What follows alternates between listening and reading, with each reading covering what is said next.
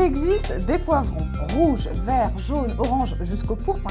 Et saviez-vous, chef Damien, que le poivron obtient sa couleur au cours de son mûrissement?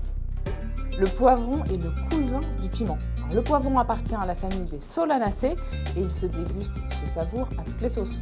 C'est un légume trésor puisqu'il peut se manger cru, cuit, mariné, farci. Et en fait, sur pratiquement toutes les latitudes, on retrouve ce fameux poivron qui est vraiment un légume qui permet une créativité un peu incroyable. En plus, il est très riche en vitamine A, en vitamine C et en antioxydants. Alors, que du bonheur, quelle est votre recette du jour? C'est ma version de la piperade, la fameuse piperade basquaise. Quels sont les ingrédients nécessaires à cette piperade? L'oignon, la tomate et le poivron. Et après, il y a des aromates qui vont être le thym, l'ail et le piment d'Espelette et bien sûr une pincée de sel. C'est une recette très simple et très goûteuse.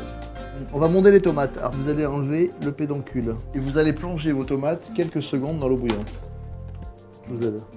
En fait, on va vérifier juste que la peau s'enlève, ce qui est le cas, regardez. Vous voyez, là, c'est suffisamment mondé. Donc là, on va stopper la cuisson. On va les tremper dans de l'eau froide. Ça s'enlève tout seul. Hein. On va couper la tomate dans ce sens. Et on va presser pour enlever les pépins. Et on va le couper en lanières. Les poivrons, on va les monder. On va couper ici.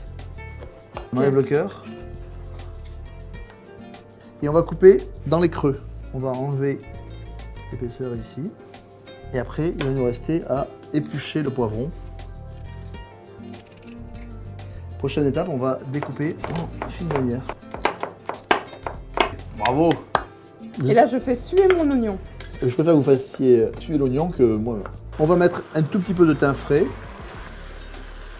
Vous allez rajouter les poivrons. Ça fait à peu près 15 à 20 minutes que les oignons et les poivrons compotent. On va rajouter les tomates. La tomate va amener de l'eau dans votre recette. Et on va donc rajouter l'ail à ce moment-là, qui ne risque pas de brûler. Et on va assaisonner du sel et bien sûr le fameux piment d'Espelette. C'est parfait, on va fermer la cocotte et on va laisser mijoter 30 à 40 minutes à couvert. On va... Voilà. On a quelque chose de très très compoté. Il va falloir qu'on goûte.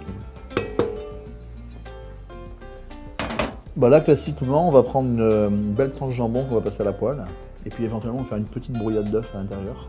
Qui fait que ça fait un plat vraiment complet. Non, c'est délicatement relevé. Il y a de la force, il y a du parfum. Bien sûr.